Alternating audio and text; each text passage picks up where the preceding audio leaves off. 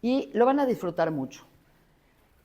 Para muchos llega Purim y es una fiesta que a muchos se nos desfigura la importancia de Purim. Purim para muchos de nosotros es una fiesta menor, es una fiesta de niños y es una fiesta que quizás tiene sus cosas importantes, pero creemos que es mucho más importante Yom Kippur o que es mucho más importante Pesaj, y tengo que decirles que no es así. Purim es la fiesta más relevante, más importante, más actualizada, la fiesta que es eterna del pueblo de Israel.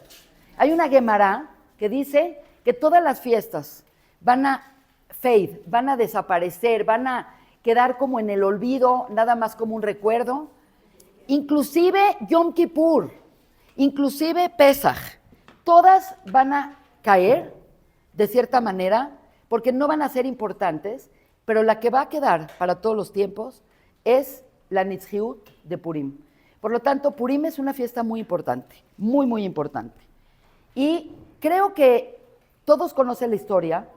La historia es una historia verdaderamente muy entretenida, muy importante, muy interesante. Sabemos que en la historia están pasando muchas cosas con el pueblo de Israel, están pasando muchas cosas con el enemigo, el archienemigo de Israel, que es Amalek, que en este caso es Hamán. Pero quiero que pongan atención y les voy a contar cómo los Jajamim ven en la Megilat Esther, en el libro de Esther, ven capas y capas y capas de profundidad a un nivel que todo lo que dice la Megilá y que nosotros lo vemos como una historia interesante, parece una ópera, la realidad es que donde está cada palabra hay secretos en todos los niveles. Hay secretos a niveles filosóficos, hay secretos a niveles místicos, hay secretos y revelaciones a nivel de Yemei Meshiach. En cada palabra de la Megilat Esther existen todos estos niveles. Es lo que nosotros llamamos el Pardés, el Pshat, lo textual, el Remes, lo insinuado, el Drash, que es lo profundo, y el Sot, que es el secreto de la Megilá. Entonces quiero que pongan mucha atención porque la palabra Megilá Esther de por sí ya es un enigma, porque significa legalé et aseter. Para el que no sabe hebreo, esto significa el que va a revelar el secreto. Entonces la palabra Megilá, vean qué interesante, Megilá, si lo escribiríamos en hebreo, pero no lo hago para que no se hagan bolas, pero es así, Megilá, viene de la palabra legalé, que significa revelar, y Esther, que es el nombre que conocemos a Esther, porque realmente no se llamaba Esther, viene de la palabra astir, que significa ocultar. Entonces, lo que significa en un código profundo Megilat Esther es un código de revelar secretos. ¿Cómo se llama? Adasa. Adasa. Y dice, en el texto dice, Mamash dice Adasa. Adasa bat Abijail, y sabemos que no era su nombre Esther. Entonces, quiero que pongan mucha atención, porque lo que yo voy a hacer ahorita es lo que ustedes conocen, voy a bajar y voy a meterme a un nivel más profundo con la finalidad de entender lo que los jajamim entienden entre palabras, entre letras y en cosas que a nosotros se nos va en el texto.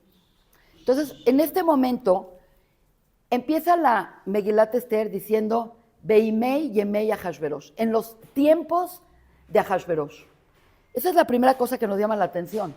En los tiempos de Ahashverosh, ¿por qué no presentan a Ahashverosh como un rey? Entonces, vean qué interesante. Vamos a recorrer un poquito la Megilá y se van a dar cuenta que hay unos secretos espectaculares. Hablan de un rey llamado Ahashverosh, pero la Megilá específicamente te dice Beimei Yemei Ahashverosh, en los tiempos de Ahashverosh. ¿Por qué no dice rey? Esa es la primera cosa, ¿ok? De pronto sabemos que este rey empezó a ser, después de 3 años que está en el poder, 3 años lleva en el poder, decide hacer una fiesta para sentir que ya está adentro del reino, como que la Megilá te explica, te quiere como insinuar que hay un elemento de él de inseguridad, porque quiere hacer una fiesta y tú dices, bueno, está bien, los reyes pueden hacer fiestas cuando quieras, pero resulta que este rey hace una fiesta de 180 días, lo cual, bajo cualquier concepto, quebraría a una nación. Quiere decir, una fiesta de 180 días, quiere decir, estamos hablando prácticamente medio año de fiestas. Y no son fiestas pequeñas, así como, bueno, te voy a poner fuegos artificiales. No, sabemos que la fiesta consistía en banquetes, cada quien comía lo que quería, en bebida, en shows, en cosas espectaculares.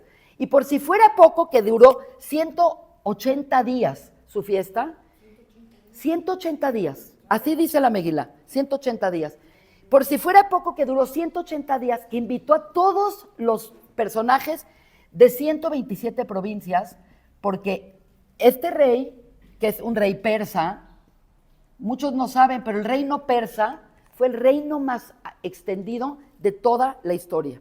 Más que Egipto, más que Babilonia, más que Grecia, más que Macedonia y más que Roma. Persia. 127 provincias, dice Miodu ad Kush, desde la India hasta Etiopía.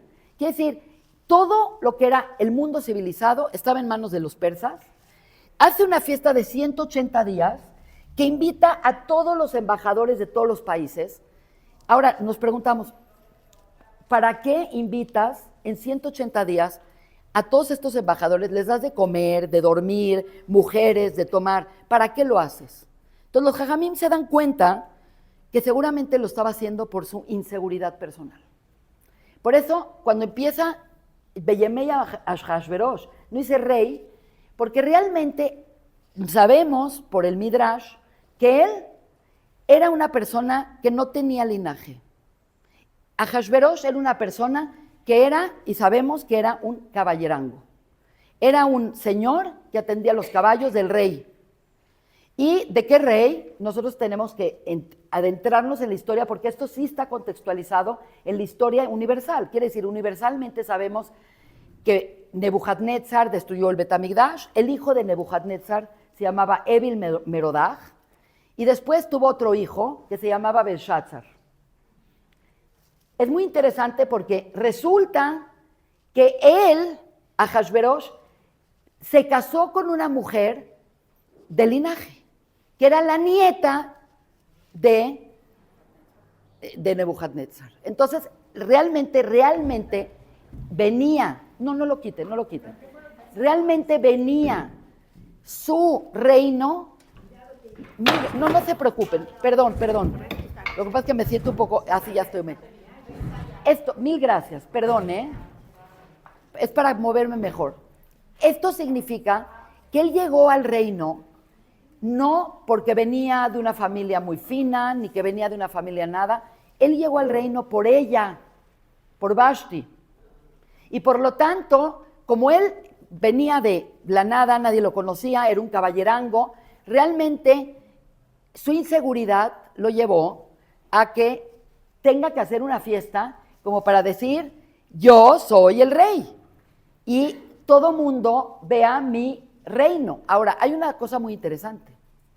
Los reyes en Persia nunca se establecían en donde él se estableció, porque él se estableció en Shushan Abirá, en Susa. Shushan Abirá no era una ciudad real, era como Cuernavaca de México.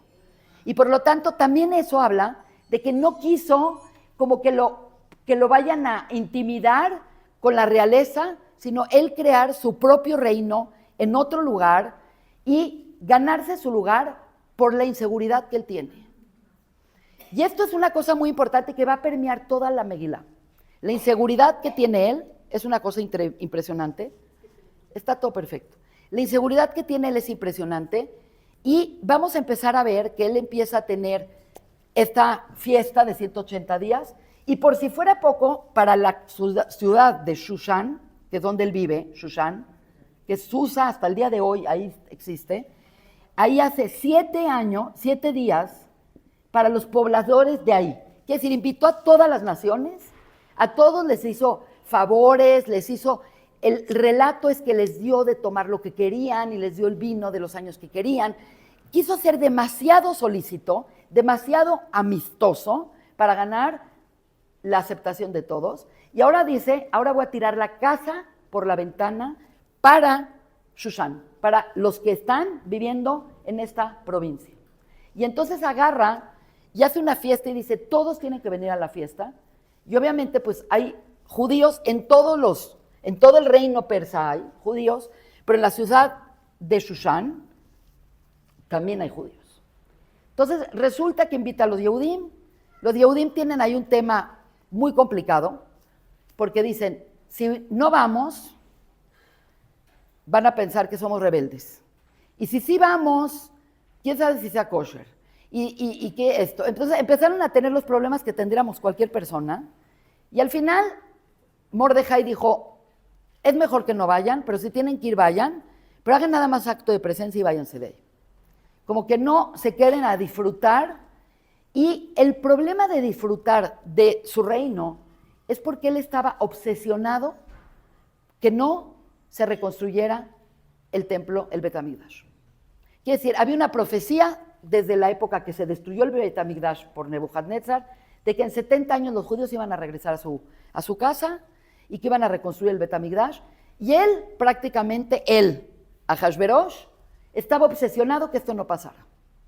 Y por lo tanto sabemos, y ahorita les voy a decir cómo sabemos, que sacó todas las joyas del reinado para esta fiesta, como que quería impresionar más a la gente, y sabemos fehacientemente que tenía los utensilios del Bet Hamikdash.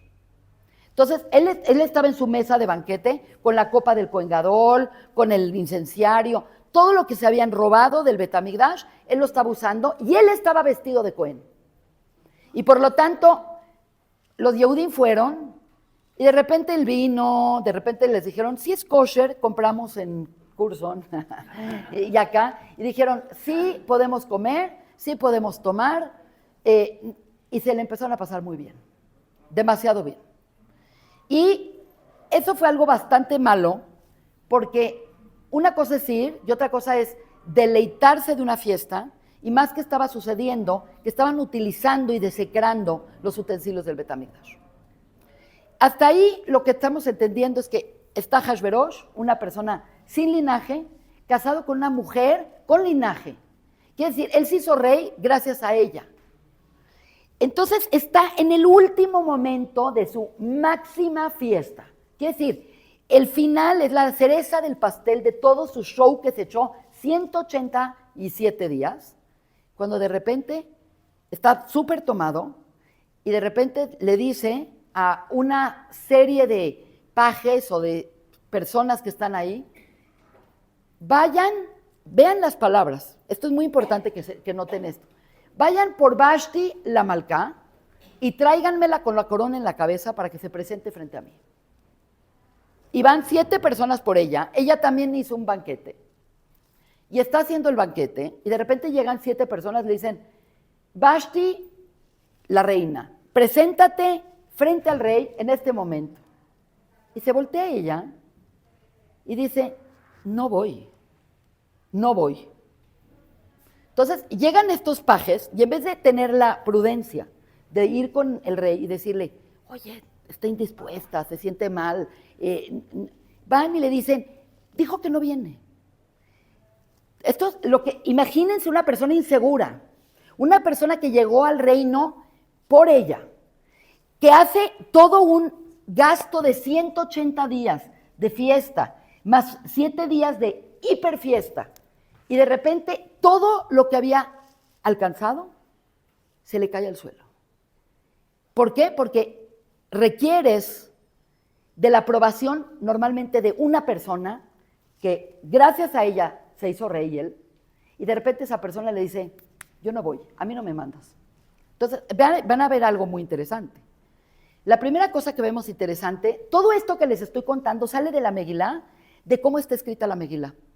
Primero no dice que Ahasverosh es rey. Entonces ahí ya te llama la atención de qué forma de presentar a un rey que dices Ahasverosh, no es el rey Ahasverosh. El hebreo es muy preciso.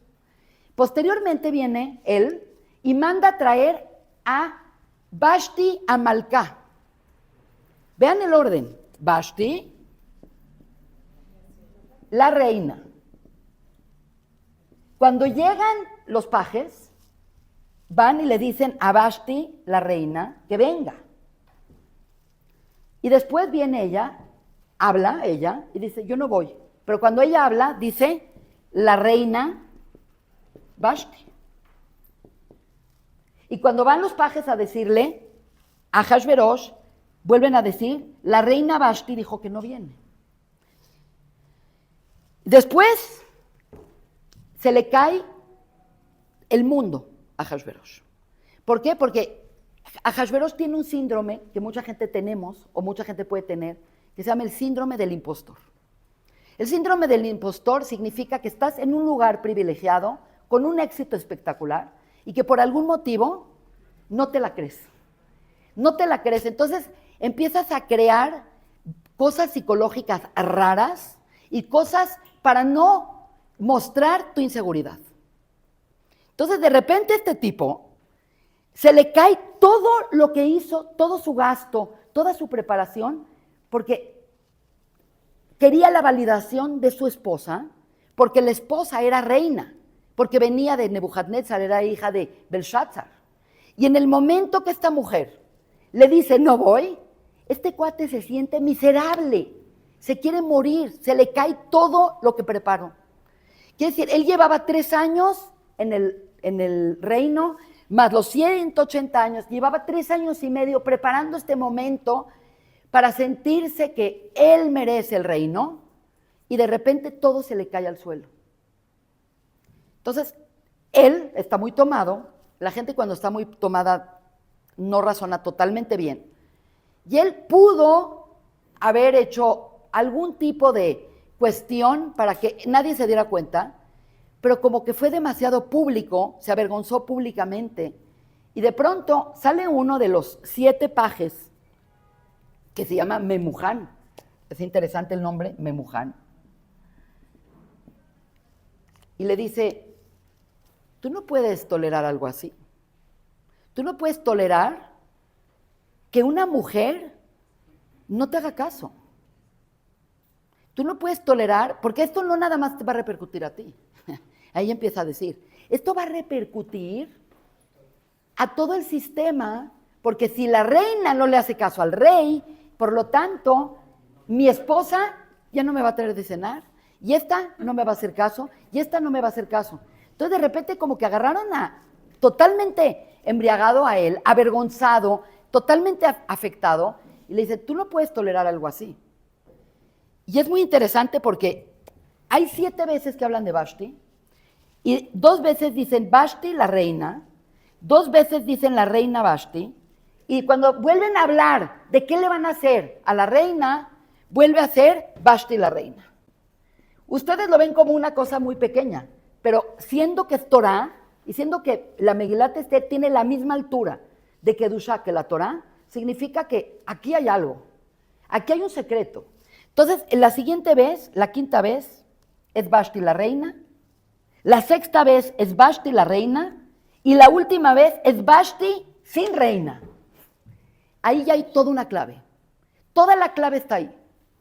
Cuando viene Ahasverosh, que no le pone ni siquiera rey, manda a llamar a Vashti, la reina, porque está diciendo, para mí primero viene Vashti, que es una mujer, y la reina es después. Como diciendo, a mí no me embarren, que es la reina, y a mí no me embarren, que por ella yo llegué al poder. Entonces, cuando empieza, es Vashti, la reina. Primero es Vashti, y después resulta que es reina.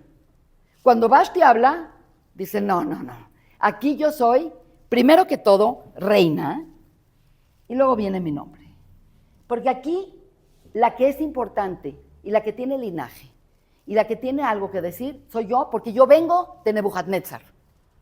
Por lo tanto, cuando ella habla, ella usa la reina, porque da prioridad a su rol, y después entra Vashti, y vuelve a decir, reina Vashti.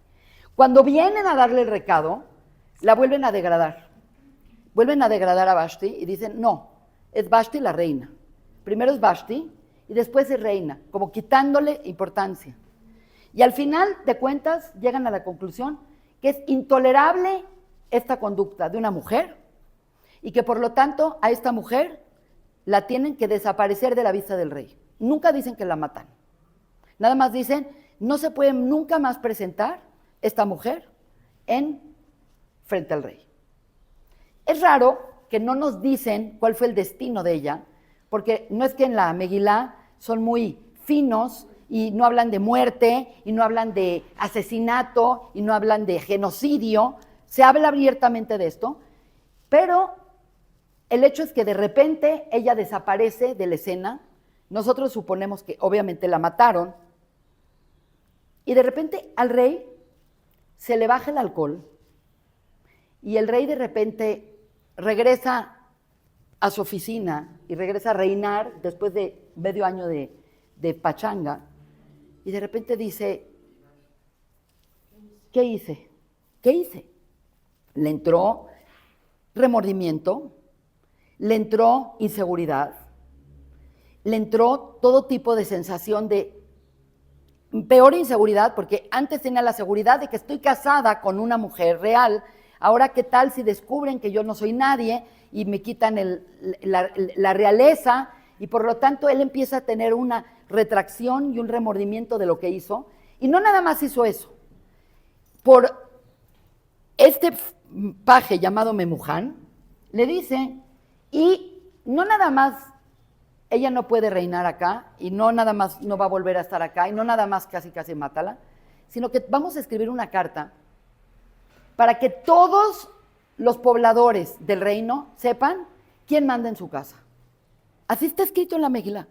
Y dice que escribieron una carta, increíblemente, que dijeron, cada hombre manda en su casa. Entonces la gente cuando lo recibió, no estamos hablando de hoy en día, pónganse a pensar, hace más de 2000 años, 2500, 2700 años, recibir una carta del rey sellada que diga, no dejes que en tu casa mande otro que no seas tú. Lo vieron como un idiota. Lo vieron como un idiota porque todos mandaban en su casa. Las mujeres en general eran oprimidas. Ok, no me voy a continuar contando todo, aunque es fascinante contarlo de esta manera, pero que esto plantea verdaderamente un dato muy importante de Purim. Purim es la fiesta que el pueblo de Israel vence a Amalek. Amalek no es cualquier enemigo. Amalek es el enemigo, el archienemigo del pueblo de Israel. Amalek representa una filosofía de vida, más que una nación, que es el sinsentido de la vida. Y no puede haber ningún tipo de acuerdo con Amalek. Quiere decir, tú puedes tener un enemigo y te odia porque le quitaste algo, o te odia porque le debes dinero, o te odia porque le quitaste el trabajo, o te odia porque le haces mucho ruido en la noche. Quiere decir, cuando nosotros tenemos un enemigo que te odia por algo, eso se llama un oyev. En ibrit las palabras son exactas. La palabra oyev significa un enemigo que te odia por un motivo. Y nosotros a veces tenemos motivos por los cuales no queremos a alguien. Pero hay otra palabra que es diferente que oyev, porque el oyev se puede volver un oav. Alguien que odias se puede volver alguien que amas, porque limas la aspereza, quitas el motivo y te puedes arreglar con él y después pueden ser cuates para toda la vida. Pero hay otra categoría de odio que se llama un soné. Y soné viene de siná, que es un odio. Y desgraciadamente el odio de Amalek es un odio existencial. Amalek no nos odia por una cosa particular. Puede pretender que te odia por algo en particular, pero la realidad es que Amalek nos odia porque existimos. ¿Y por qué nos odia porque existimos? Porque Israel representa a nivel universal una conciencia elevada y una evolución de la conciencia hacia la luz y la proclamación de la unidad divina. Eso es el Yehudí. El Yehudí o Israel es una persona monoteísta que dice, hay un rey, ese rey es Dios, y ese rey es un rey que tiene un propósito por haber creado, y por lo tanto mi vida, tu vida y la vida de todos tiene sentido y tiene propósito. ¿Qué es Amalek? Amalek es exactamente al revés. Amalek dice, si hay rey o no hay rey, yo no lo voy a dejar reinar. Quiere decir, no necesariamente tiene que ser ateo. Simplemente dice, si Dios creó, qué bueno, pero este mundo es para nosotros. Y aquí se va a hacer lo que nosotros queremos. Y él, como no reconoce que la vida tiene sentido, y él no reconoce al rey, y no reconoce que hay un propósito, por lo tanto, su pelea se llama la pelea del sinsentido y del vacío existencial. Por lo tanto, la lucha de Israel con Amalek es la lucha del sentido contra la lucha del sinsentido. Y desgraciadamente, aunque parece muy raro lo que voy a decir, la identidad que adquiere Amalek es luchar por su identidad, demostrando que la vida no tiene sentido. Entonces, esta es la historia de Purim, la que todos conocen y la que todos conocemos. Pero hay otra historia. Y hay otra historia al mismo tiempo pasando que es mucho más profunda y es mucho más relevante, aún hoy en día que estamos enfrentando una guerra contra Amalek. Y esta cuestión que estamos viendo con los nombres, que si Ahasverosh es Ahasverosh Melech, y ella es Vashti y reina, y Vashti y reina, y es reina y es Vashti, y reina y es Vashti, lo que estamos viendo acá, estamos viendo un fenómeno que va a correr por toda la Megilá. La Megilá tiene 10 pesukim, cada pasuk es una sefirá del sefer, del árbol de la vida. Para los que sepan esto lo van a entender. La Megilá tiene 10 pesukim, cada pasuk es una sefirá del Etz Haim. Pero ese no es el tema. Hay una historia está pasando lo que tú estás viendo. Ya de repente mataron a Vashti, y de repente el rey se arrepiente, entonces hay que buscarle una mujer al rey, porque pues el rey tiene que tener una reina.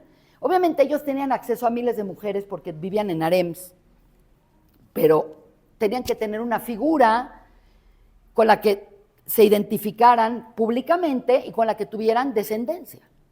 Entonces, a pesar de que tenían 1000 mujeres, eso no llenaba al rey. El rey quería una mujer con la cual él se sienta tranquilo, se sienta seguro y pueda tener hijos. Entonces, aquí empezamos a ver que el rey no se le quitó la inseguridad, sino peor. Entonces, ahora hay que buscarle al rey una mujer que no tenga tantas ínfulas y que no tenga tanto background y que no tenga tanto importancia y personalidad como Vashti. Porque lo que empezamos a ver en esta historia, que es muy importante, es que es una historia de cómo el hombre hace de la mujer un objeto. Porque no es un rey que dice, bueno, quiero que me acompañe la reina, y él va a buscarla, o pide a alguien. Él va y dice, tráiganme a esta mujer con la corona en la cabeza. Entonces ella se sintió como un objeto.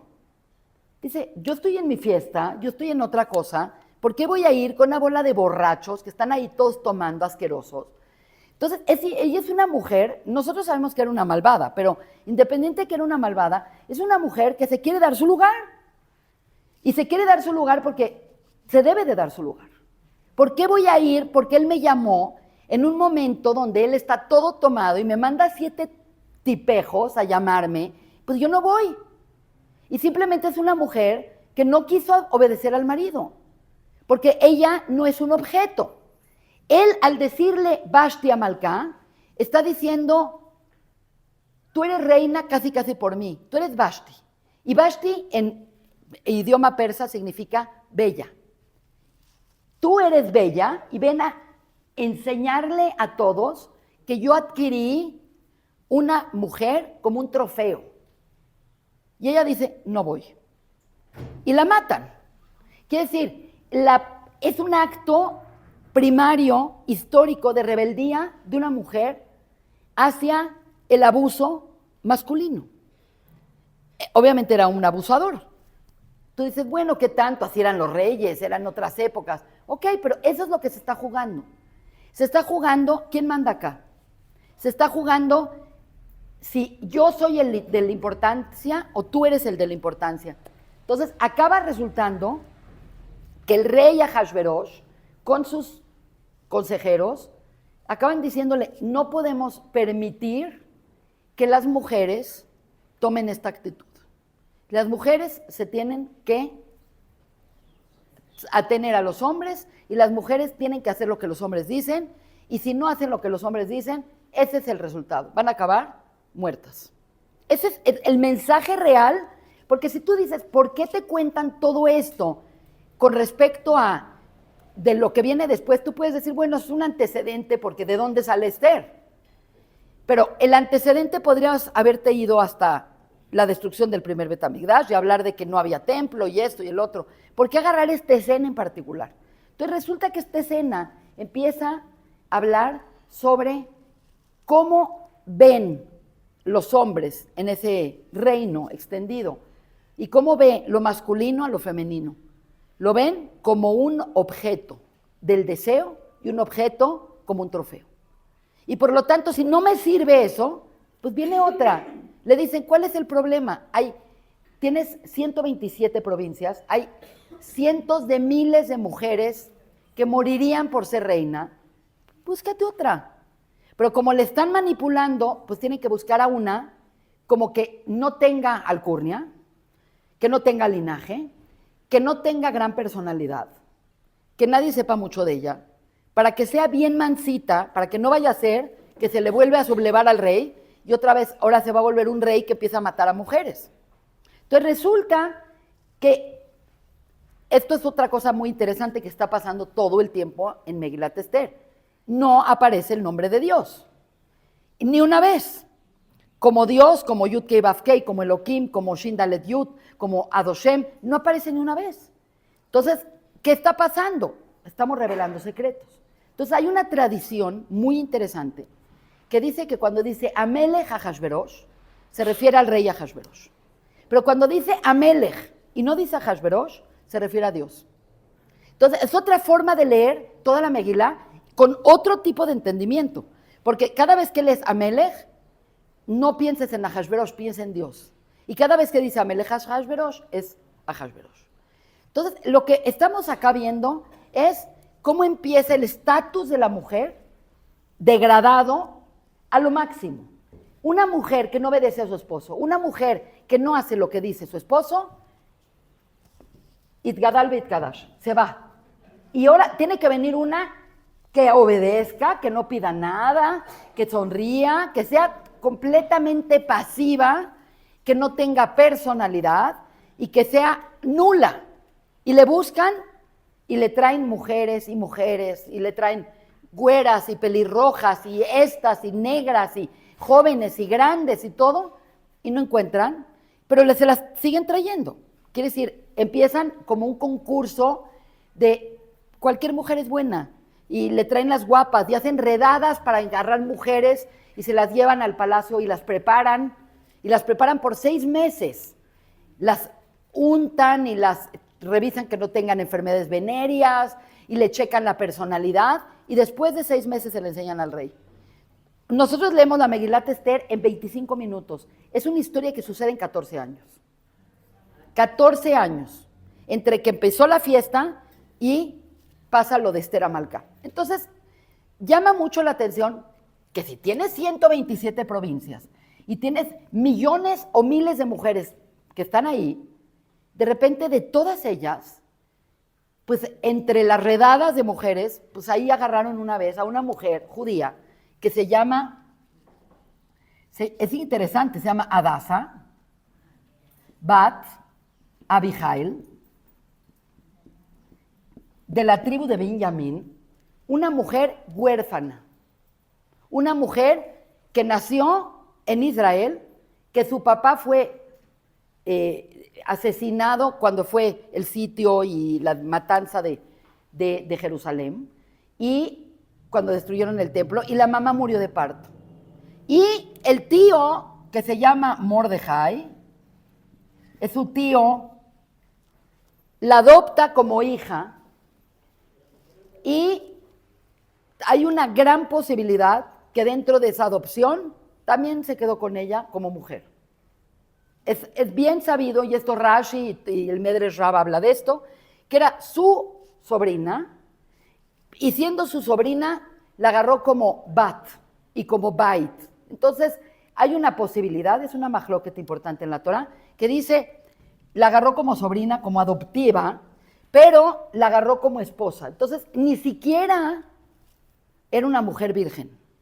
Si nos vamos por el camino que dice uno de los rabanim del Talmud, era una mujer casada con un hombre llamado Mordejai, que fue un día a comprar el pan y de repente alguien la vio y dijo, pues a lo mejor esta le gusta al rey, y se la pescó y la metió y estuvo 6 meses preparándose para que el rey la conociera con miles de otras mujeres. Y de repente resulta que el rey ve a esta mujer y le fascina. Le fascina. Le fascina. Y es muy interesante porque hay una contradicción muy grande con ella. Porque por un lado está entre las mujeres más guapas de la Torah. La Torah habla de 4 mujeres que fueron sorprendentemente guapas, que la gente no puede concebir la belleza. Una de ellas es Sara, otra es Abigail, la esposa de David, una esposa de David Amelech. La otra es Rahab, que fue esposa de Yoshua bin Nun, y la cuarta es Esther Amalcá. Pero es interesante porque el Midrash cuenta que Esther Amalcá era tan pálida que su piel parecía verde. Era Yeracroquet. Obviamente no hay que ser textuales de eso, pero no sé, yo tengo hijas muy blancas que se les ven como las venas, una cosa así, pero particularmente no la describen como una mujer guapa. A Rachel Imeinu la describen como una mujer guapísima, pero de repente resulta que esta mujer huérfana, jazita, que está ahí viviendo con el tío, que mataron a su papá, que mataron a su mamá, se la llevan al palacio, la tienen ahí atorada 6 meses y de repente el rey decide qué es la que le gusta. Y cuando tú te das cuenta qué fue lo que le gustó al rey, le gustó su pasividad. Le gustó que no pedían nada. Y ahorita les voy a explicar por qué no pedían nada y por qué era tan pasiva. Le gustó que no hablaba de ella. Le gustó que prácticamente era como un ser neutral que el rey podía contarle y decirle y todo, y no sentía ningún tipo de amenaza de estar con una mujer así. Ahora, ¿por qué ella tomó esta posición tan pasiva? Es muy interesante. La visión pasiva de Hadassah bat Abihail viene de que el tío Mordejai, o su esposo Mordejai, él era se llama el Rosh Galuta, era el jefe, era como el jefe de la comunidad de Shushan, y le dijo, mira, yo estoy en el palacio, soy consejero del palacio, y la verdad es que está muy raro todo lo que está pasando. Por ahorita no hay ningún problema con el pueblo de Israel, pero yo creo que algo está pasando y por algo te agarraron a ti. Por lo tanto, no vayas a revelar nunca que vienes de los judíos, que eres parte del pueblo de Israel. No hables nada de ti. Quiere decir, Mordejai, que es una persona con una gran visión, que está viendo que en el palacio están habiendo cosas y que está viendo al rey, que es un rey sospechoso con las ropas del Cohen y las cosas del Cohen y con sus múltiples consejeros. Algo él está percibiendo que puede pasar y dice, ¿quién sabe cómo Dios mueve sus cosas? Y está tan raro que hayan agarrado a esta mujer. La verdad también lo raro es que cuando tú ves que su mamá murió de parto y el papá murió protegiendo el Bet Hamikdash, resulta que eso pasó hace 70 años, entonces no era una mujer joven. Nosotros solimos pensar que era una mujer de 20 años que estaba en su prime. Si haces las cuentas como hacen los jajamim, estamos hablando que era una mujer como de 60 años. 60. De verdad. Claro, porque si su papá murió protegiendo y en la guerra de que están destruyendo el Bet Hamikdash, y la mamá murió de parto, significa que esto pasó hace muchos años. Y que nació en Jerusalén y que está viviendo en el exilio babilonio en este momento en Persia, que era parte del exilio babilonio. Entonces, es raro por qué el rey se fijó en una mujer judía que quizás estaba casada, que quizás no era virgen y que quizás era mayor. Entonces, ahí viene Mordejai y dice, está tan raro que tú calladita, no digas nada, no. Vamos a ver qué repara Dios, porque está demasiado raro que te hayan agarrado a ti. Y por lo tanto ella cuidó de nunca enseñar de dónde viene, de qué pueblo viene, que si hablaba hebreo o no hablaba hebreo. Entonces todo lo hacía a escondidas. Por ejemplo, cuando le traían de comer, decía, estoy indispuesta, nada más me voy a comer la verdura, porque era kasher. Y cuando era Shabbat, tenía diferentes gentes que le ayudaran para que nadie supiera cuál era su rutina y que pudieran descubrir que 6 días hacía una cosa y el 7º día hacía otra cosa. Entonces ella se dedicó a encubrir su personalidad y a Ahasverosh no nada más le gustó, verdaderamente se enamoró de ella. Se enamoró de ella porque imagínate una persona que tiene síndrome de impostor, que tiene esta inseguridad terrible y que tiene una mujer que no le pide nada, que viene cuando él le dice. Entonces, aquí entra un tema muy importante. Alágicamente, si una mujer la secuestra a un tipo y se la lleva y tiene relaciones con ella, la mujer está siendo violada. Por lo tanto, no es culpable de la violación, porque pues es una víctima de una persona que la está violando. Entonces, ella se vuelve extra pasiva con todo su tema, con la sexualidad, con lo que pide, con lo que no pide, porque está bajo un concepto de que estoy alágicamente secuestrada con un desgraciado que si no me va a matar. Si ella pone participación de su parte, si ella dice, bueno, pues a mí no me disgusta el rey, y a mí esto, y empieza a pedir, entonces y ella ya no está secuestrada y pasa a ser activamente, y por lo tanto eso implicaría que ya se tiene que divorciar de Mordejai, porque si estaba casada, pues estaba casada, pero estaba violada, pero se podía quedar casada. Si a una mujer la violan, no se tiene que divorciar de su esposo. Y implicaba que esa pasividad fue lo que la salvó.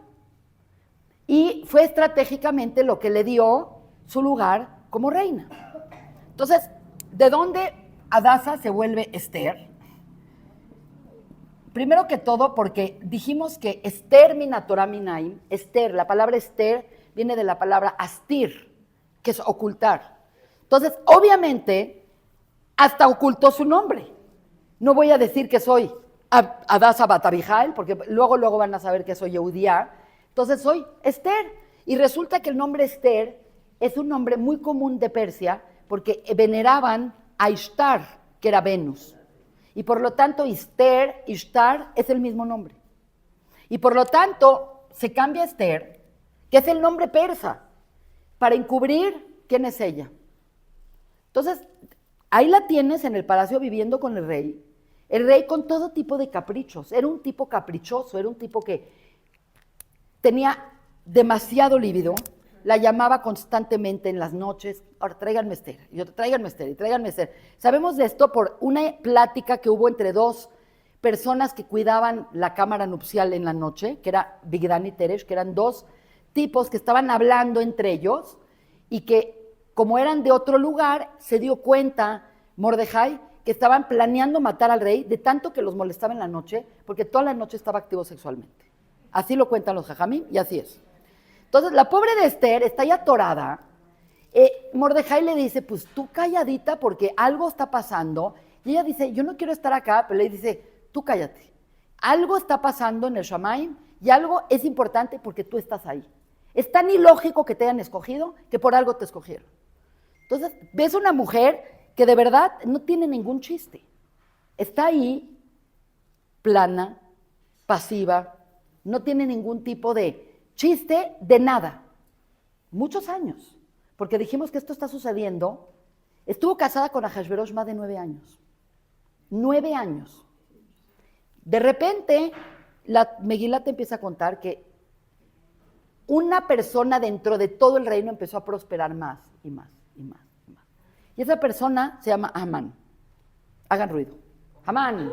¡Eh! Ok. Amán, Agagita, Amán, de Agag. Agag era el rey que dejó vivo de Amalek, Shaul Amelech. Entonces ahí, de repente ya, resulta que no nada más los judíos están mal porque están en el exilio, están en Persia, están en Parás, en el reino de Persia, con Ahasverosh, que es un tipo que la gente cree que es tonto, pero de tonto no tiene nada, es un malvado, y ahorita vamos a explicar por qué es malvado, y de repente empieza a subir en el poder un consejero llamado Amán, y empieza a decir Amán, dice, hay ahí un pueblo que está entre todas, esparcido entre todas tus colonias, que no obedece tu ley. Y es muy interesante el lenguaje de la Megilá que usa, porque dice Yeshno Am, Yeshno. La palabra Yeshno es clave para acá, Yeshno. Yeshno Am existe, no dijo Yesham. Yesham es, hay un pueblo. Yeshno Am, los Jajamim dicen que cuando dice Yeshno Am, dice Yashan, es un pueblo que está dormido. Está dormido, están complacientes en el galut, sin añorar la geulá, sin añorar regresar, y están dormidos de sus mitzvot y de su observancia de la Torah. Entonces, no es que estaban los Yehudim perfectos y que de repente les cayó encima Amalek. Yesh Noam, sabe muy bien que si el pueblo de Israel está fuerte, no tiene posibilidades de nada. Pero dijo, están esparcidos, están desorganizados, están dormidos en sus mitzvot, no están cumpliendo las mitzvot. Y no es de tu categoría tolerar esto. Entonces, hay algo muy interesante. Como presenta el pueblo y la manera en que convence al rey de hacer la carta para exterminar al pueblo de Israel, porque era una carta de genocidio absoluto. Leashmit, leabed u learog. Significa leashmit, matar, asesinar, aniquilar. Es como, terminar, genocidio seguro. Por la forma en que está redactada esa carta, por la forma en que le dijo al rey, tú no puedes tolerar esto.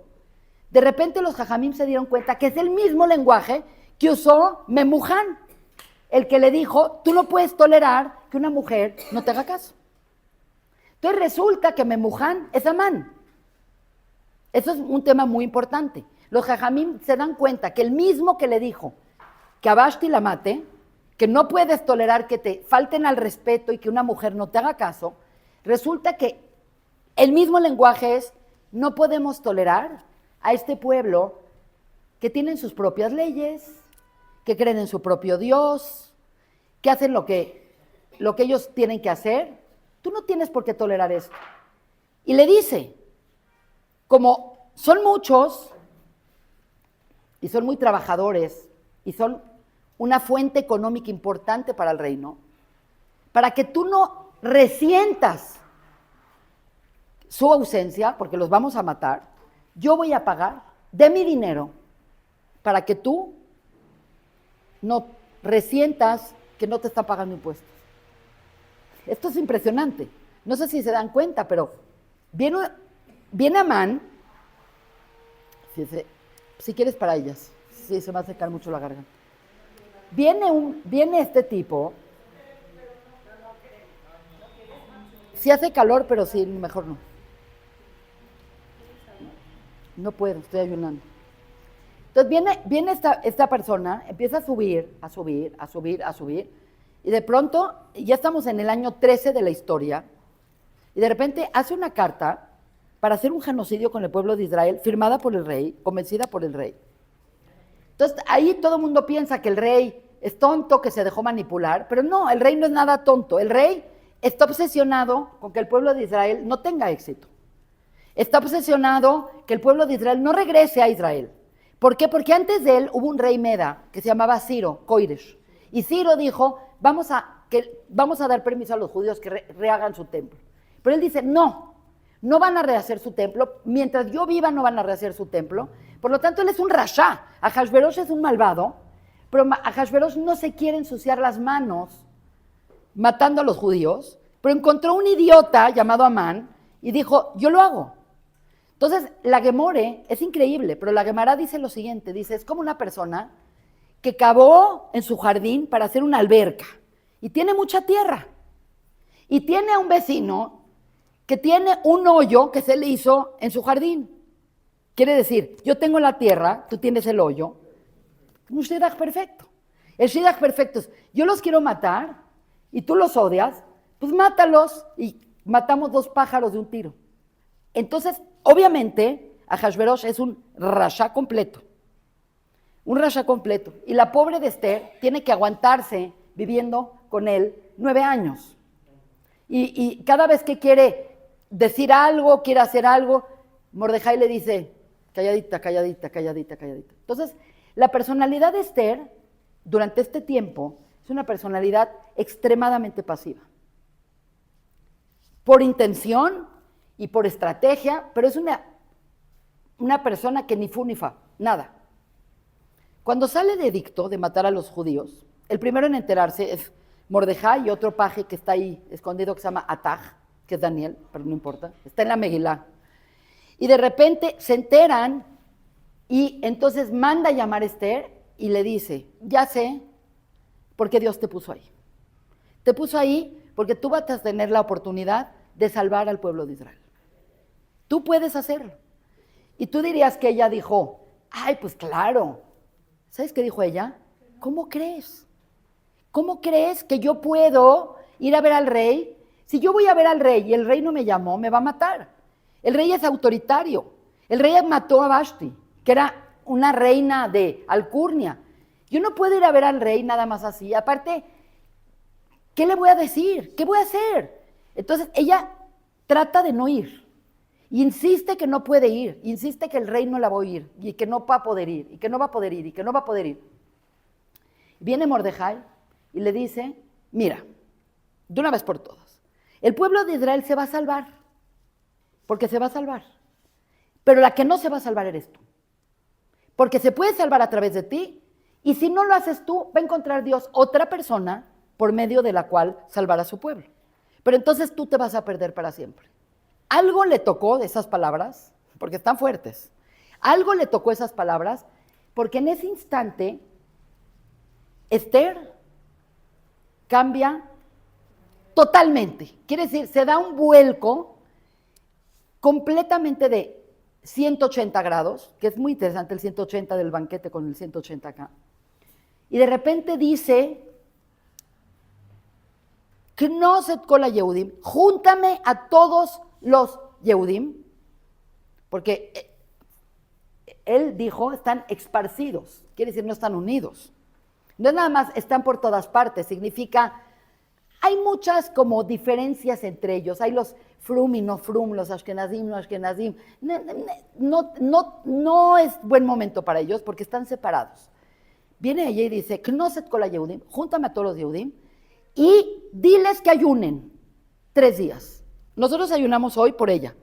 Ella también va a ayunar. Ella también va a ayunar. Y viene Mordejai, porque esta es una cosa muy importante, y le dice, no puede ser ahorita el ayuno, es Pesaj. Quiere decir, estamos hablando que es 1 año antes de cuando era el decreto. Y Mordejai le dice, podemos esperar a pasar Pesaj, hacer Pesaj, como Dios manda, y pasamos el ayuno después. Y ella, vean la personalidad de ella le dice, ¿de qué te sirve Pesaj si no va a haber judíos? Que ayunen hoy van a ayunar, 3 días van a ayunar, yo también voy a ayunar, y después de 3 días voy a ir a ver al rey. Pasan los 3 días, sale Mordejai y les dice a todos los Yehudim, a decir Tehilim, ayunar. Ahora sí, se nos puso la cosa muy mal, y todos le hicieron caso. Quiere decir, la petición de ella fue escuchada por todos, por lo menos los que estaban ahí. Y terminando los 3 días, dice, Betilbash Esther et Amalhut. Y Esther se vistió el reinado, no de reina. No es el Malcá y la Malcá y la Malcá, el reinado, el Malhut. Se vistió del Malhut, tomó otra actitud.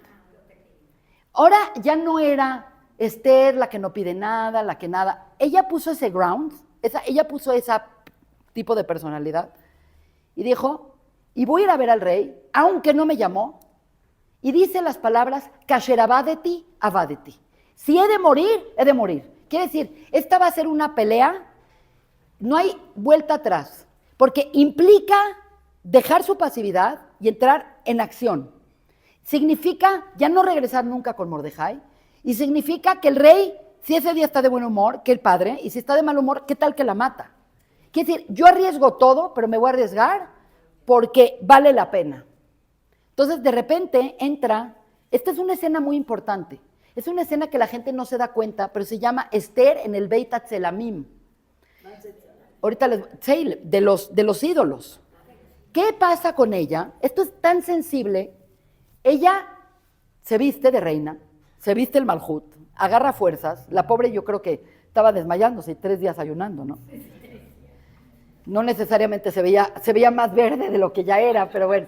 Entonces de repente llega ella y empieza a caminar en los pasajes para llegar a las cámaras de los reyes en Persia.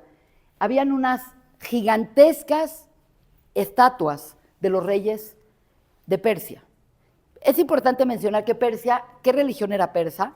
Era Zoroastra. Creían en el dios del bien y en el dios del mal, lo cual es terrible, porque ellos validan al mal como una deidad. ¿Ok? Eso es para otra clase, les doy eso. Y ella viene caminando, casi siente que va a ir al cadalso, está yendo a ver si no la matan. Y empieza a caminar y empieza a recitar Keili, Keili, Lama Asaftani. Diosito lindo, ¿por qué me estás escondiendo tu rostro? ¿Por qué me estás permitiendo que pase 9 años viviendo con un tipo asqueroso? Es muy interesante porque la vida de Esther es casi idéntica que la vida de Sari Meinu. Casi idéntica. Pero Sari Meinu, cuando se la llevó el faraón, se la llevó una noche. Y ella le dice, a Sari Meinu, te la llevaste una noche. Para mí 9 años. ¿Por qué me abandonas, Dios? ¿Por qué te escondes de mí? Saca tu rostro. Porque Esther, dijimos que es Astir. Quiere decir, no quiere decir que no está Dios. Nada más quiero que muestre tu rostro, quiero ver tu cara, quiero ver tu benevolencia. Ahí viene la pobre caminando, muriéndose. Y de repente llega y le dicen, no puedes entrar. Y el rey dice, ¿quién es? Dice, es Esther. Dice, qué raro, nunca Esther me ha pedido nada. Quiere decir, había un antecedente de que las reinas todo el tiempo están ahí pidiendo, ahora quiero esto, quiero esto. Nunca pide nada. Entonces le sorprendió al rey que ella tuvo la iniciativa, por primera vez en su vida, de iniciar una conversación, una visita, algo. Y entonces llega ella, la ve el rey, y le extiende el cetro, y le dice, ¿qué quiere mi reina? Hasta lo que quieras, hasta la mitad del reino te doy. Está raro, ¿no? ¿Por qué no le dice lo que quieras? ¿Qué significa la mitad del reino? Los jajamim entienden, por todo lo que hemos contado y mucho más, que en pocas palabras le dijo, pídeme lo que quieras, excepto que reconstruyan los judíos el templo. Quiere decir, era una obsesión constante que estaba en su mente, que los judíos no pueden reconstruir su templo, porque si reconstruyen su templo, su religión, que nada más ama a un solo Dios y que Dios es pura bondad, que es el Dios de Israel, no puede funcionar con el sistema zoroastrista del Dios malo y el Dios bueno. Entonces ella llega y le dice, nada más quiero invitarte a cenar esta noche, a ti y a tu consejero principal, Amán. Y él se voltea y le dice, ven qué mujer tengo, qué vieja tengo. No pide nada, no nada más no pide nada, me invitó a una cena íntima y está ahí Amán y dice, y a mí también. Entonces ahí empezamos a ver una cosa rara. La estrategia de ella es una estrategia sumamente femenina. Quiere decir, no es que llegó y le dijo, quiero audiencia contigo, van a matar a mi pueblo, van a hacer esto. No. Ella por abajito del agua empezó a manejar las cosas. Dijo, no quiero nada, nada más quiero que vengas a cenar conmigo. ¿Qué? ¿Sabía que era judía? No sabía nada. Está oculta, está pasiva, nadie sabe nada de ella. Y el rey dice, claro. Y Amán dice, wow. Entonces, Amán, en este día, llega a su casa, tiene una esposa que es una desgraciada, tal cual, que se llama Zeresh, pero muy inteligente. Muy inteligente. Y ve que está él todo emocionado, arreglándose. Es que me invitó la reina a su palacio especial con el rey. Esto es como lo máximo que puedo aspirar, porque pues ya, ¿qué más puedo aspirar? Soy el consejero. La carta que quería hacer, matar a los judíos, lo logré. Todo lo que pido se hace y además hoy la reina me favorece. ¡Wow! Entonces llegan a cenar y la cena es una cena un poco disfuncional. Ella sirve muy rica comida, imagínense una de las 1001 noches ahí en el piso, tomando, fumando, bebiendo, todo esto, pero como que ella, como que le está tirando, como dicen, la onda a Amán. Empieza como a, ay, Amán, y Amán, y qué grandioso es Amán. Entonces, como que el rey dice, ¿qué ondas? ¿Por qué? Si quería verme a mí, ¿por qué invitó a este tipo? ¿Me entiendes? ¿Qué se trae? A lo mejor se trae ahí un ligue con Amán. De verdad, ella hizo cosas como para que él dudara de qué está pasando aquí. ¿Por qué lo invitó eso? Y esa noche, el rey no puede dormir. Curiosamente no dice Amelech Ahashverosh, dice Amelech. Entonces, el que no podía dormir era Dios. Pero ese día el rey no puede dormir y está ahí como torturado. Cuando no puedes dormir estás torturado. Bueno, hoy prendes tu celular o ves la tele o lees un libro, pero de repente les llama a los pajes y les dice, tráiganme las crónicas de Media y Persia para que me lean y a ver si me agarra el sueño. Pero estaba inquieto porque algo le molestó y cuando antes de que se fueran, le dijo, Esther, dice, me gustó tanto esta visita que me gustaría que mañana se repitiera y que vengas tú y Amán. Y entonces el rey como que ahí se quedó atorado. Bueno, esto es lo que le pasó al rey. No podía dormir, pidió los anales de Media y Persia para que le cuenten cosas, para que le agarre el sueño. Amán llega a la casa y dice una de las cosas más importantes, de ahí nos damos cuenta del sinsentido de la vida de Amalek. Llega a su casa, vamos a ver quién es Amán. Amán es el consejero 1, tiene todo el poder, tiene toda la lana del mundo. Tiene una mujer que lo adora, que es una malvada, pero es inteligente, que se llama Zeresh. Tiene 10 hijos y una hija. Tiene dinero, tiene fama, tiene amigos. Entonces, cuando llega a su casa, están sus hijos, están amigos, está la esposa, y viene él y dice, todo lo que tengo, todo el dinero, toda mi familia, todos mis hijos, todo lo que tengo, Ein lo shovelí, no vale nada. Porque hay un tipo en la esquina que no se inclina cuando yo paso, que se llama Mordejai. Entonces la esposa le dice, oye, es muy fácil, si tienes todo el poder, toda la lana, todo, ¿por qué lo toleras? Ahórcalo, ahorca a Mordejai y acabas con el problema y ahora vas a ser feliz. Quiere decir, todo lo que tenía todo, no valía nada. En lo shovelí, no me vale nada, porque ese cuate de la esquina no se me inclina.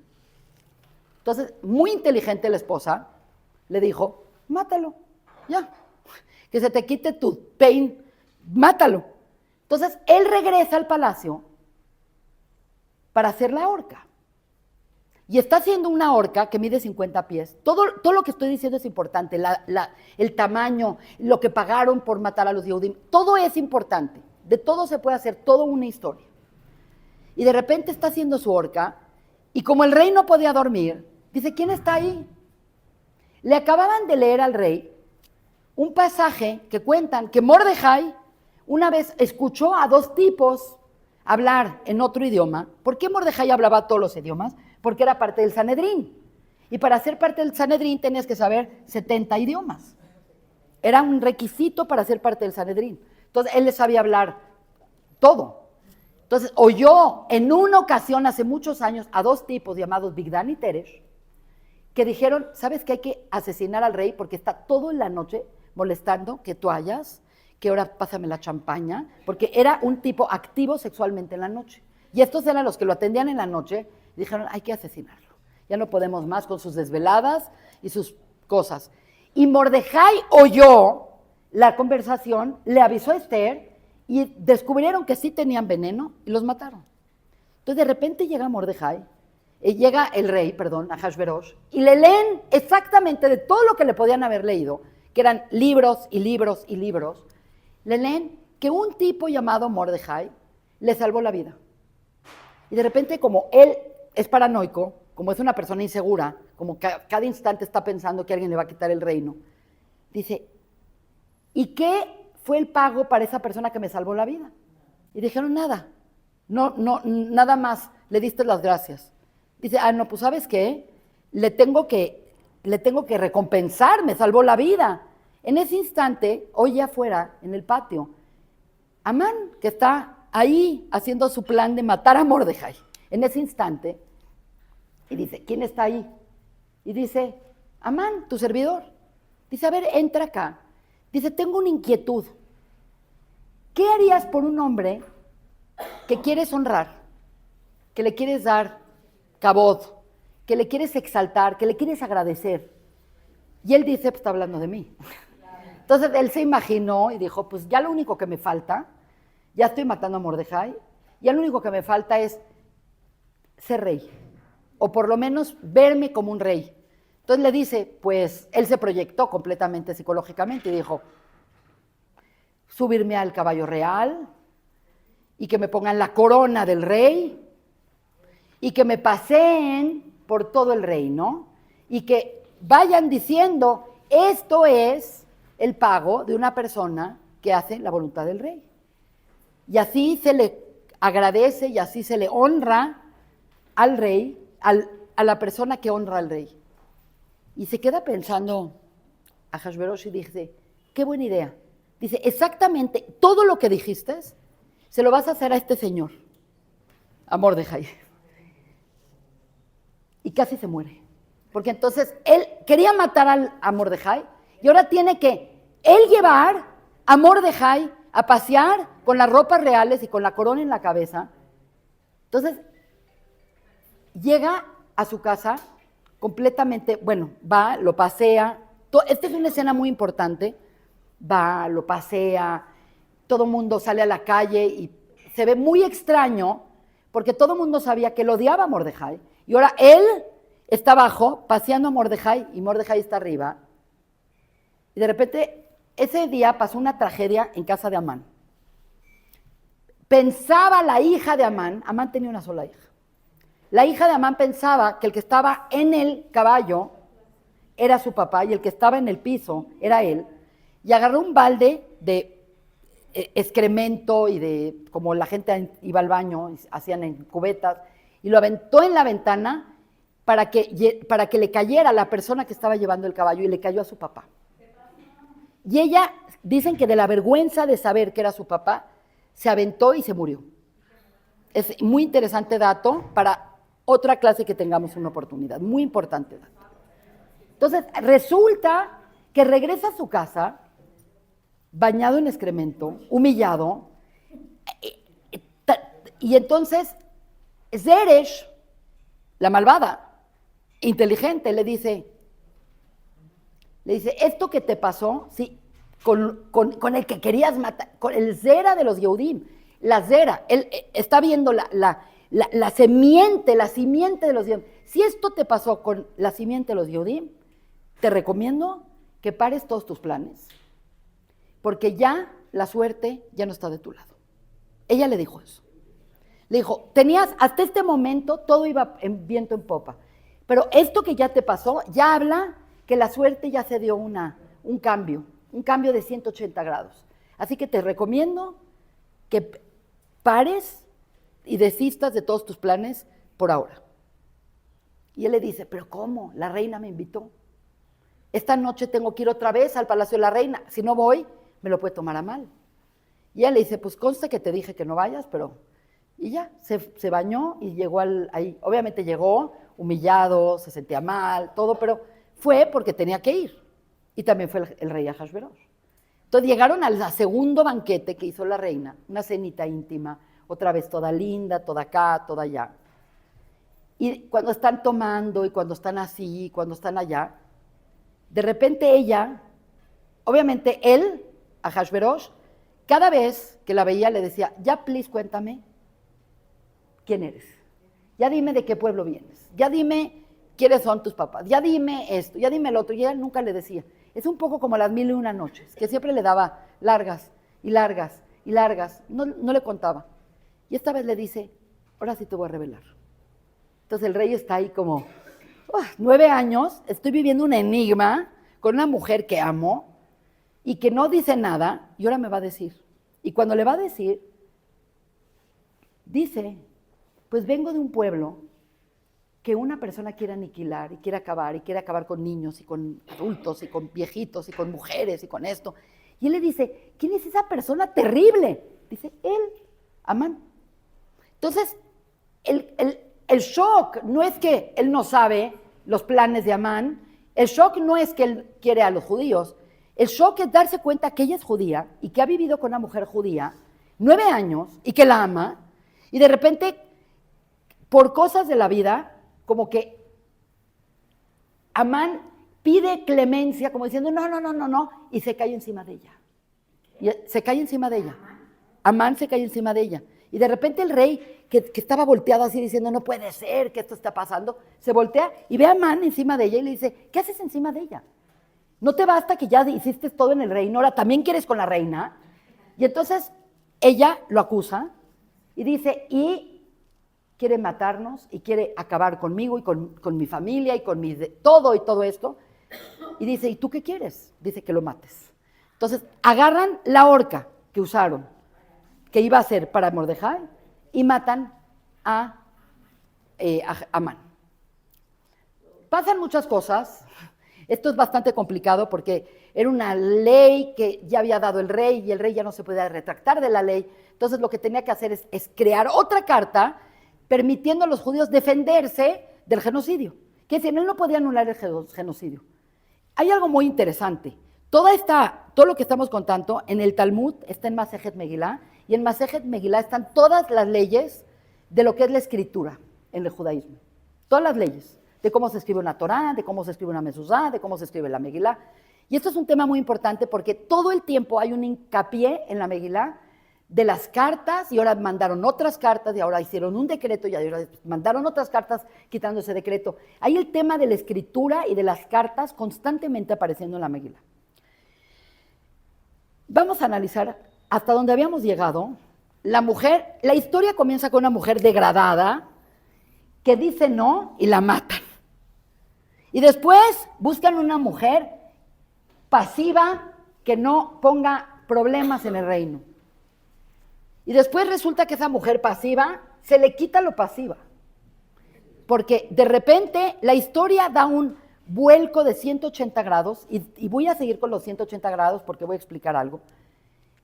Cuando ella dice, Beister Tilbashet Malhut, quiere decir, de ser una persona pasiva, sin ningún tipo de iniciativa, de repente ella se vuelve una persona activa, propositiva, con planes, con voz y con don de mando. De repente se agarra a Mordejai y le dice, pues ahora ve, júntame a todos los judíos que ayunen por mí, y haz esto, y haz esto, y haz esto, y haz esto. Entonces, de repente teníamos una mujer así, y de repente la mujer se volvió así. ¿Qué pasó con esa mujer? Entonces, aunque no lo crean, la historia de Purim es la historia de la elevación de lo femenino a través de los tiempos. Eso es la historia de Purim. Y esto es importante que lo mencione, no porque ustedes son mujeres y les quiero caer bien. Esto dice Hazal, los Jajamim dicen esto. La historia de Purim es la historia del bien contra el mal, del propósito con el sinsentido, y es la historia donde lo femenino se eleva, adquiere voz, adquiere don de mando y adquiere la equidad, o aún más, una elevación sobre lo masculino.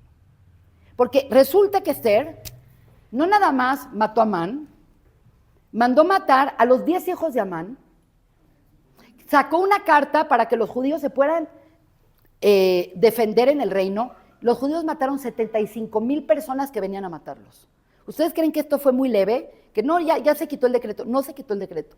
Habían 75,000 personas, lean en la Megilá, que fueron asesinados en el reino, y 500 en Shushan. Quiere decir, teníamos bastantes gentes que querían acabarnos. No era nada más, era unos por quedarse con nuestras cosas, otros porque les caemos mal, otros por antisemitas, lo que ustedes quieran. Y de repente esta mujer se queda en su destino fatal con este Ahasverosh y tiene un hijo con Ahasverosh, que es Darío II, con el cual reconstruye el Bet Hamikdash. Darío II es el que dio la orden, porque era un joven judío. Quiere decir, no se crió como un judío, pero tenía una mamá que era una tzadek, que era Esther. Entonces, si ustedes analizan esta historia, sí, se salvó el pueblo de Israel, pero aquí estamos analizando el rol de la mujer a través de la historia de la humanidad. Y ahorita les voy a hacer algo de Kabbalah que muchas se van a quedar what, pero lo van a entender. Básicamente, el Talmud dice que cada día de la creación, o cada etapa de la creación, que son 7 días, es equivalente a un milenio de historia. Quiere decir, Yom Echad, el día domingo, Yom Echad, es un milenio, 1000 años. Yom Sheini, el lunes, 2000 años. Yom Shlishi, 3000. 1000 cada día, dice, esto les voy a decir de dónde sale. Hay un Teilim, el Teilim 90, dice que cada día de Dios es como 1000 años nuestros. Es una metáfora, obviamente. Y por lo tanto, hay una Gemara que explica que cada día de la creación, Yom Echad, el primer día, el segundo día, el tercer, es un milenio. De tal manera que estamos nosotros, vamos a ver, ¿en qué año estamos? 5785. Básicamente, lo que esto significa es que nosotros estamos al final del sexto milenio. Estamos, si tuviéramos que ubicar, estamos en el viernes antes de Shabbat. Exactamente, porque Shabbat es el séptimo milenio, que es el día 7, Shabbat. Entonces, estamos en este momento histórico, y este momento histórico, de aquí a que termine el año 6000, se llama Ketz Hayamim. Ketz Hayamim, el final de los tiempos. Pero no tiene nada que ver con el final de los tiempos apocalípticos de los Goim, no. Tiene que ver, no es Sof Hayamim, es Ketz Hayamim. La palabra Ketz implica, vamos a parar el mundo como lo conocemos. Y para nosotros se llama Yemei Meshiach. Quiere decir, Yemei Meshiach es el final y la época que corresponde a los últimos años antes de que termine el sexto milenio, que termine el viernes universal. Y cuando llega el tope del sexto milenio, ese periodo de tiempo se llama Ketz y también se llama Aharit Hayamim y también se llama Yemei Mashiach, la era mesiánica, que hemos esperado y que está destinada a ser. Entonces, quiere decir, puede ser antes, si somos muy buenos o si no hay de otra, pero Dios dijo, este periodo se llama Ketz Hayamim. Okay. Esto es importante que explique, porque los 6 días de la creación son diferentes que Shabbat, ¿están de acuerdo? 6 días trabajarás y Shabbat vas a reposar, vas a descansar, vas a integrar. ¿Cómo llamamos a Shabbat? Shabbat Amalcá, la reina Shabbat, ¿no? Shabbat, cuando llamamos a Shabbat, la llamamos la reina, la llamamos voy a Calá, la novia. Entonces, evidentemente, Shabbat, que es el séptimo milenio, es una energía principalmente femenina. ¿Están de acuerdo? Entonces, tienes 6 días, que son 6 días de transformar. Lo que hizo Dios esos 6 días es agarrar la energía, que es la luz, Or, y la transformó en agua, en peces, en plantas, en esto, en otro. Finalmente creó al hombre y al final de todo creó a la mujer. Por lo tanto, lo último que fue creado en el sexto milenio fue lo femenino. La energía llamada melajá, o la energía transformativa de los 6 días, es energía que tú cambias las cosas. Tienes harina, haces osneyaman.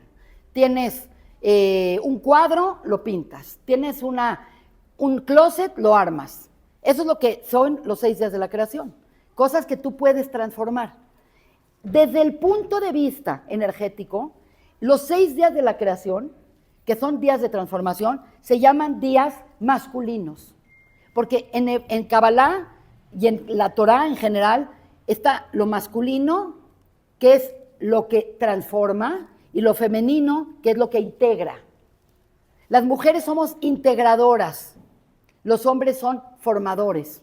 No quiere decir que nosotros no podemos formar, también puedes formar, pero la naturaleza femenina es integrar, la naturaleza femenina es más como Shabbat, de comer, de juntar a la familia, de integrar aquello que hayas transformado.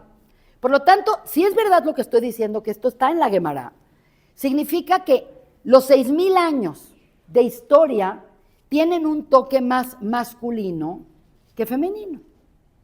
Y resulta que lo femenino se comenzará a levantar al final del 6º milenio. ¿Ok? Que es exactamente lo que ha pasado. Si ustedes analizan desde el punto de vista lo que ha pasado desde el siglo XIX con el movimiento femenino en el mundo en general, aparecieron las sufragistas en Inglaterra, apareció Sarah Schnirer en Polonia, aparecieron las mujeres que querían estudiar medicina en Rusia. Empezó a haber un levantamiento de la mujer porque la mujer aparece históricamente y hace su input a la historia cuando aparece ella, que es al final del 6º milenio. Entonces, como nosotros estamos al final del 6º milenio, lo femenino se empieza a levantar. Por lo tanto, esta historia que acabamos de explicar de Esther Amalcá, y que dijimos que al principio dijimos es una historia eterna para el pueblo de Israel, esto lo que significa es algo impresionante. Lo que significa es que nosotros, cuando estamos leyendo la Megilat Esther, estamos leyendo lo que va a pasar al final de los tiempos. Lo que va a pasar al final de los tiempos, que los estamos viviendo. ¿Qué pasa al final de la Megilá? La voz de la mujer es determinante.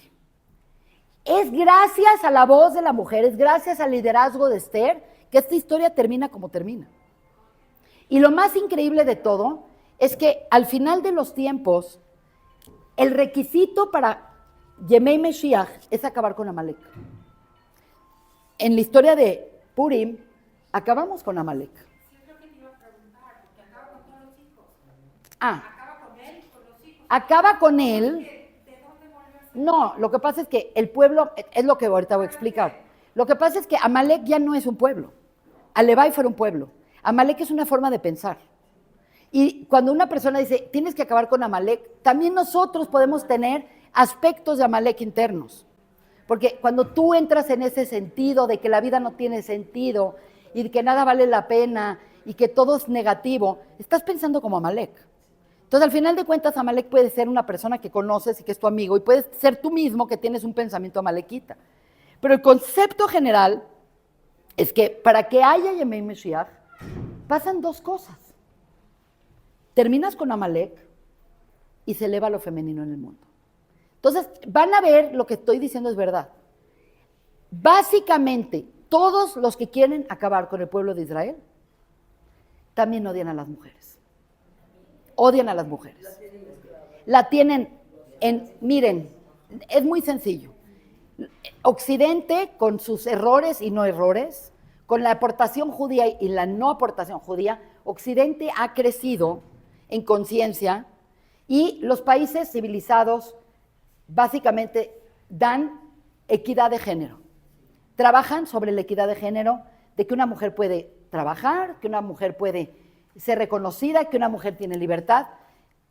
Nada más para que entiendan, Yemen, una mujer no tiene derechos, es ciudadano de segunda, en Afganistán no se diga, hay países que son más modernos, que una mujer no puede viajar si no viaja con la autorización o con su esposo. Hay países que una mujer no puede manejar, la mujer no puede votar, la mujer no puede, han validado la violencia doméstica en los países árabes, es normal. Quiere decir, si un hombre abate a una mujer y la mata, pues ni modo, se portó mal. Y si una mujer fue infiel al hombre, la matan y punto. Y si un hombre acusa a una mujer, no hay un juicio legal como hay en el judaísmo que tiene que probar su inocencia, es así como, dudaste de ella, vámonos. Lo que estoy diciendo es que nosotros podemos detectar que está Amalek en esos lugares donde la mujer no tiene voz, donde la mujer no tiene derechos y donde la mujer es violentada. Entonces, toda la historia de Purim nos lleva a entender cómo va a ser Yemei Mashiach. En Yemei Mashiach, el pueblo de Israel va a ganar. Créanme que el pueblo de Israel vamos a tener la victoria. No hay duda alguna de eso. No sé si la vamos a ver, porque yo no soy profeta y no puedo saber si Yemei Mashiach va a ser hoy o en 10 años o en 200 años o va a tener que llegar hasta el final, pues que faltan 215 años. Yo no sé si estamos viviendo el proceso, porque tampoco los procesos se dan de manera, de un momento a otro. También los procesos llevan su tiempo, ahí tienes las sufragistas, ahí tienes a Sarah Schnirer, ahí tienes este movimiento femenil que tiene sus aristas buenas, sus aristas malas, pero lo que sí estamos viendo es que aquellos que odian a Israel también odian a las mujeres. Y por lo tanto, la historia de Purim nos tiene que empoderar, porque al final de los tiempos, la visión mesiánica, la visión de un mundo mejor, es un mundo femenino. Eso no quiere decir que los hombres no van a participar. Los hombres han participado 6,000 años, creando, haciendo. Hay muchos incentivos para este sistema, pero este sistema tiene que tener un ketz. No se continúa para siempre. El Arizal en la Kabbalah explica que el Ketz Hayamim es un momento donde todo lo que se desarrolló en la historia se va a administrar, se va a usar y se va a integrar para vivir mejor. No seguir haciendo inventos. Ya no necesitamos más inventos, ya nada más necesitamos que esos inventos lleguen a todas partes, que haya más equidad, que haya más igualdad. Y definitivamente, por eso la historia de Purim queda para siempre. Historia de Purim no es una historia que tiene un motivo, esta es una historia que es eterna para el pueblo de Israel, porque es la historia que el pueblo de Israel vence, porque el pueblo de Israel siempre ha tenido muy claro que hay un Dios y que ese Dios lleva el mundo y que si Dios me creó a mí, me creó por un motivo y que todos aquí estamos acá por un propósito, con una misión, y la misión del pueblo de Israel es para otra clase, pero tenemos la misión de traer a Dios y la Torá a esta realidad física. Y eso es Yemei Mashiach. Por lo tanto, creo que esto nos va a inspirar mucho para ir a oír la Megilá con más detalle. Ahora cuando vean que dice la Vashti y la Malká, y el Melech y no el Melech, y el Melech Ahashverosh y el no el Melech, es una forma de ver el texto no con nuevos ojos. Si no vemos el texto con nuevos ojos, entonces, ¿qué ganamos? Tenemos la oportunidad, cada Purim, cada Moed, de obtener la oportunidad increíble. Les dejo una sola cosa más. Hablamos de los 180 días y del cambio radical de los 180 y los 180 y los 180. Bueno, lo que les quiero explicar es que estamos en el mes de Piscis. Y Piscis son dos pececitos, que uno va para arriba y el otro va para abajo, ¿ok? Esta dinámica es muy particular porque es una dualidad que realmente no es dualidad, porque no sé si saben, pero la mitzvah de Purim es tomar o estar tan alegre y tan elevado que no entiendas la diferencia entre Arur Amán, maldito es Amán, y Baruch Mordejai, que tienen la misma gematria. Quiere decir, Arur Amán y Baruch Mordejai en Purim tiene que ser igual, porque esto significa que el mal para nosotros, a diferencia de los zoroastras, para nosotros el mal es incómodo, pero sabemos que el mal viene para prendernos, para despertarnos, para que nos unamos. Desgraciadamente nos atacaron el 7 de octubre, nos unimos, nos pusimos más stark, nos pusimos más fuertes. Para nosotros el mal es un motor para que el bien se energice. Entonces no hay mal y bien, nada más hay bien. En Od Milvadón. Pero ahora voy a explicar lo de los 180. 180, un círculo tiene 360 grados. Entonces tienes un círculo. Entonces 180 es un cambio radical, que estabas acá y que te vuelves acá. Lo que pasó en la historia de Purim es exactamente ese cambio radical. Tienes una mujer que es la reina, que tiene todo y la matan. Y luego tienes una mujer que tiene a lo mejor 60 años y que está casada y se vuelve reina. Y de repente tienes una mujer toda pasiva y se vuelve toda activa. Y de repente quieren matar a todos los judíos y de repente matan a todos los amalequitas. Quiere decir, aquí no hay medias tintas, aquí está radical la cosa. Esta fuerza se llama hipuj. La palabra hipuj en hibrid significa afoj, cambio. Afoj, cambiar. La fuerza del hipuj, la fuerza del cambio, es lo que es Purim. Quiere decir, en Purim las cosas se van dando de una manera, pero se resuelven en un instante. Nosotros estamos acostumbrados a ver un mundo que no se resuelven las cosas en un instante. Como que lleva tiempo, lleva tiempo, lleva tiempo. La grandeza de Purim es la rapidez con la que las cosas pueden cambiar. Se puede cambiar la moneda en un instante. Ahorita estamos en guerra, y estamos en luto, y estamos adoloridos, y estamos esto. En un instante nos podemos voltear y estar en la mejor época de la vida. ¿De qué depende? Y ahí viene el Musar. El Musar es la ética. Lo que quiero explicar. Hay dos fuerzas que pueden causar el hipuj. Y las vemos en la historia de Purim. La principal, cuando dijo Esther, Knosset kol haYehudim, júntame a todos los judíos. Los judíos tenemos que estar unidos. Los judíos no nos podemos dar el lujo de, ay, es que yo no soy tan frum y tú eres jalab israelí. Esto es una idiotez. Es una idiotez. Es que yo como kitniot y tú no comes kitniot. ¿Qué es esto? El pueblo de Israel tiene que estar unido. Quiere decir, no tenemos que pensar igual.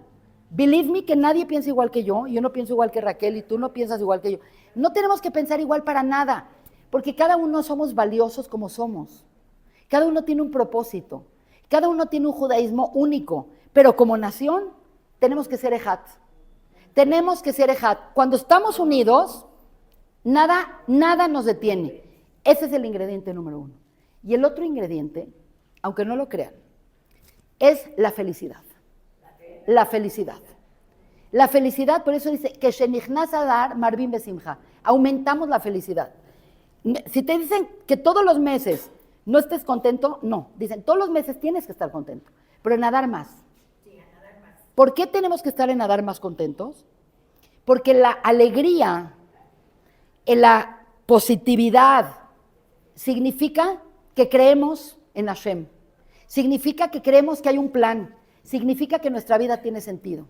Entonces, aunque ahorita esta Anita, una amiga mía, hasta Anita ahí, acaba de llegar a Israel, y me dice, vengo de Israel, me tocó ver el entierro de los niños vivas, me tocó ver todo eso, y el pueblo se para a trabajar y sale adelante, y cuando tienen que festejar, festejan, y cuando tienen que hacer, hacen. Esa es la fuerza de Israel. Porque Amalek es el que dice, nada vale.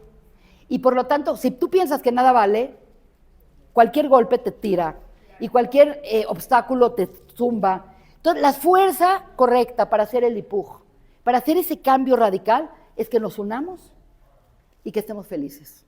Confiados de que Hashem lleva el mundo, que no entendemos por qué lleva el mundo como lo lleva, pero que lo lleva y que lo lleva para bien, lo lleva para bien. Chag Sameach a todas. Megilá. Señora, ya ven el privilegio que tenemos en el Ulpan Wizard de tener a la super maestra Anet, que de veras qué honor, y Anet, gracias. Fue una joya maravillosa. Anet, mil gracias. Gracias. Y bueno, las clases las siguen dando los jueves. A las es que los martes me cambié también acá porque me cerraron el shul donde daba cruz. Chag Sameach a todas y pues todo lo mejor para ustedes y sus familias y para mi Israel y la Geulá. maravilloso. Muchas gracias.